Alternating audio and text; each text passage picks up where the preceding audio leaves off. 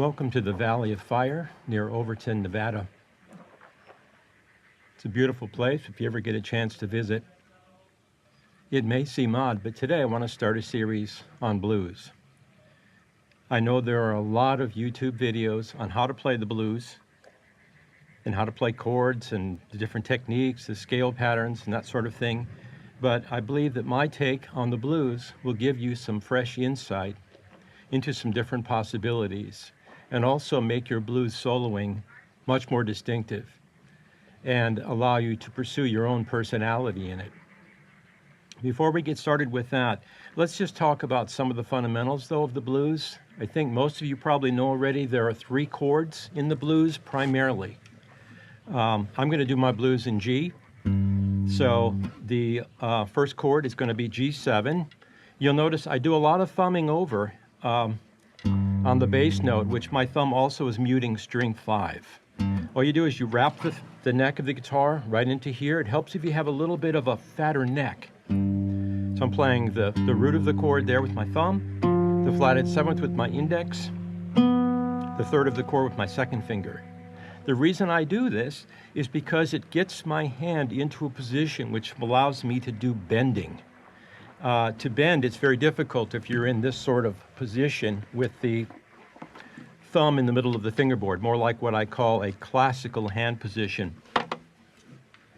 And I can also do a lot of muting when my thumb is over, like that. So I can play this chord pretty recklessly by hitting all 6 strings, but you'll only hear 3 notes, like that sound there.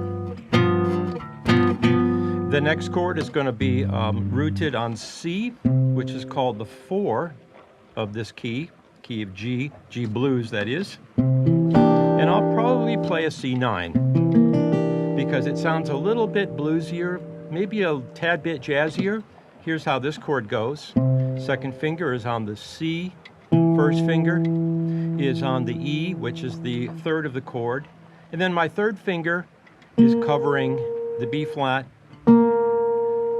which is the flat 7 of the chord, the 9 of the chord, which is there, also my 3rd finger. So it's going to cover this string as well, which is the 5th of the chord, forming a little bar there. There is a trick to this chord, which I want to just deviate briefly and give you the insight to make this chord easier. You can still have your thumb up here. Notice that I'm leveraging with my wrist like this, down onto the top of the fingerboard.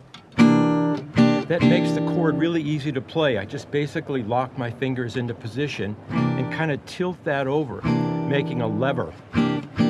It's much easier this way than if you try to do it with your thumb, again, in the back of the neck. That's much more difficult. Some people, by the way, will do this chord by playing strings 3 and strings 2 with the 3rd finger and the 4th. I can use this same shape for the 5 chord in the progression, which will be D9. So essentially now I'm just playing 2 different chord shapes. So I'll play a little blues with this.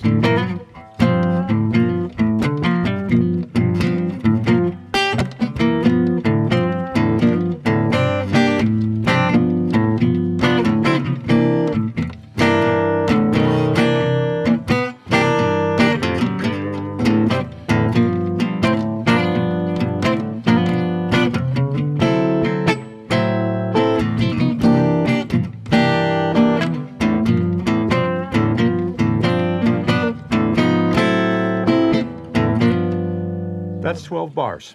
You probably noticed I was enhancing this first chord a little bit by putting my 3rd finger down on string 3. Right there.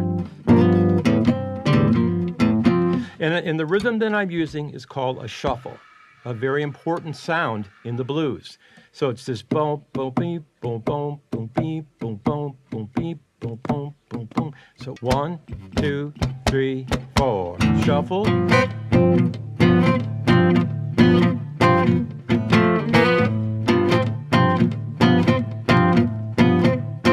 C9,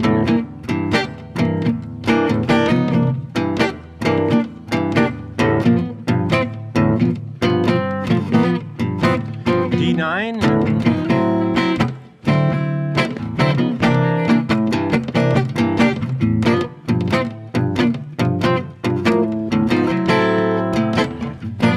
may have also noticed that sometimes when I play the C9, I will cross over with my second finger and play the lower string.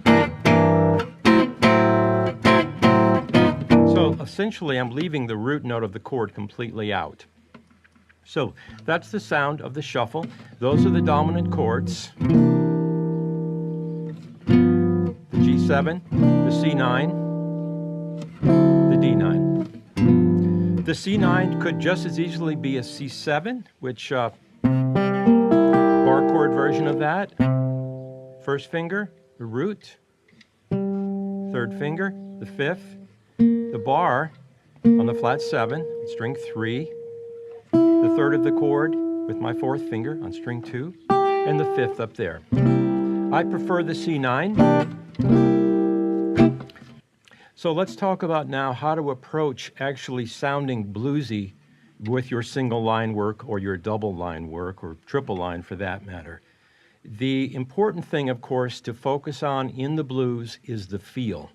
If you don't have the correct feel in your playing, it's not going to sound bluesy. So how do we get the feel? Well, this goes back to that shuffle rhythm. So what fits with that? What kind of rhythms fit with that?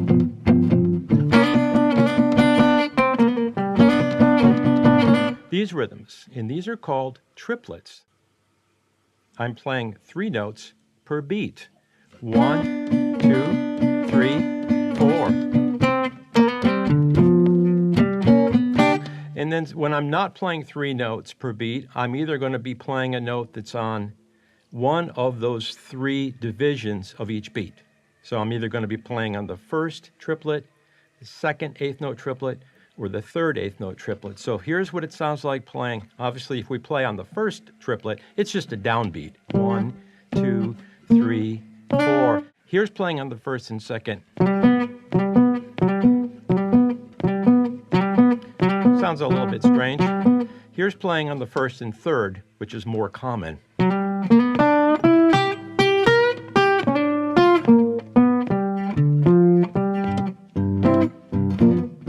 Because that's going with the shuffle rhythm.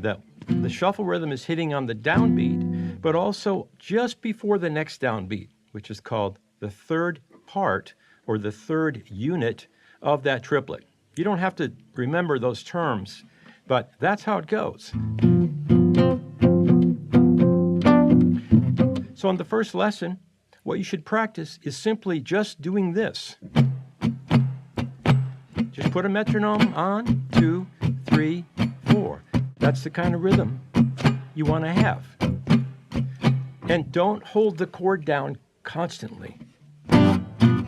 Just hold the chord down when you want the sound to come out, because it's going to sound really quite a mess if I hold it down all the time like this.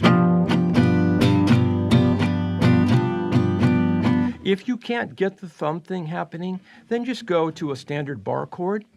But here's another little trick about this. Don't play all 6 strings. Just play on the bass strings. I'm playing strings, basically strings 6, 5, and 4, and 3 is nice. I don't have to have it.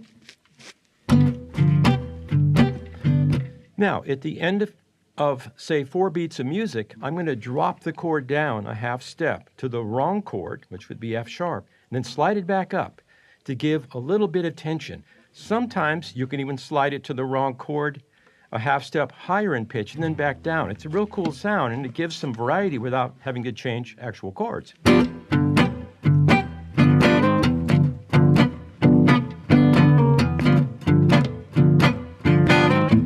Now, when I go to the C9, I'm going to start on a wrong chord, D flat 9, and then slide down to C9. It sounds good. 1, start from the top. 2, 3, 4.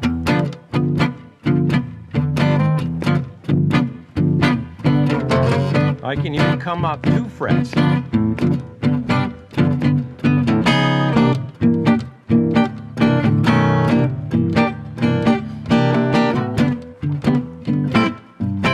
Going back to the thumb.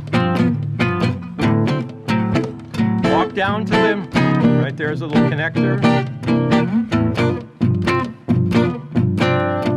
59.